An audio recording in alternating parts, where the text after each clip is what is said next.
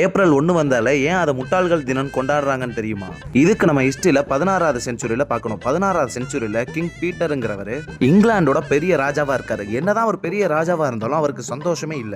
ஏன்னா அந்த காலத்துல தான் ஜோசியமா பெருசா நம்புவாங்க. இவரோட ஜோசியத்துல என்ன சொல்லியிருந்துச்சுன்னா, இவருக்கு கெட்ட நேரம் ஆரம்பிக்க போது, இவர் அழிஞ்சிருவாருன்னு இவர் ஜோசியம் சொல்லியிருந்துச்சு. அதுக்கு பரிகாரமா இவர் என்ன பண்ணணும்னா, கழுத்துக்கு பின்னாடி மச்சம் இருக்க பொண்ணை இவர் தேடி கல்யாணம் பண்ணணும். அப்படி அவர் பண்ணாம போயிட்டாருன்னா அவரோட வாழ்க்கை இன்னும் 6 நாள்ல அழிஞ்சிரும்னு ஜோசியர் சொல்லிட்டாரு. அதை கேட்டு பதட்டமான இவர், யாரையாவது நம்ம கல்யாணம் பண்ணியே ஆகணும், அப்படி உள்ள பொண்ணை தேடியே ஆகணும்னு அந்த ஊர்ல உள்ள காவலாளிகிட்ட எல்லாத்துட்டையுமே சொல்றாரு. யாரு வந்து கழுத்துக்கு பின்னாடி மச்சம் இருக்க பொண்ணை என்கிட்ட கூட்டிட்டு வரீங்களோ அவங்களுக்கு நான் 2 பவுண்ட் தங்கம் கொடுப்பேன்னு. அதனால அந்த ஊர்ல உள்ள எல்லாருமே அந்த மாதிரி உள்ள பொண்ணை தேட ஆரம்பிச்சிட்டாங்க. அந்த மாதிரி பொண்ணும் கிடைச்சிட்டாங்க.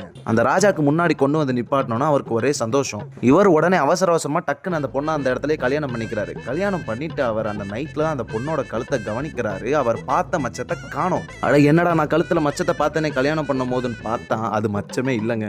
அந்த இடத்துல ஒரு இங்க பூசிட்டு அந்த பொண்ணு ராஜாவை கல்யாணம் பண்ணிக்கிட்டான். ஒரு பெரிய அந்தஸ்தான வாழ்க்கையை வாழலாம்னு ராஜாவே ஏமாத்திருச்சு. இதை தெரிஞ்சுக்கிட்ட அந்த ஊர் மக்கள் ராஜாவே ஒரு ஏமாளி, ராஜா ஒரு ஃபூல்னு அவரை கலாய்ச்சி பேச ஆரம்பிச்சுட்டாங்க. அந்த சம்பவம் நடந்த நாள் 16வது செஞ்சுரி ஏப்ரல் 1. அதனால தான் ஏப்ரல் ஃபூல்னு கொண்டாடிக்கிட்டு இருக்காங்க. அப்படின்னா நான் சொன்ன கதையை நீங்க நம்பியிருந்தீங்கன்னா நீங்க ஒரு ஃபூல். நான் சும்மா ஏமாத்துறதுக்கு சொல்லி பார்த்தேன். இதுல எத்தனை பேர் ஏமாந்தீங்கன்னு கமெண்ட்ல சொல்லுங்க.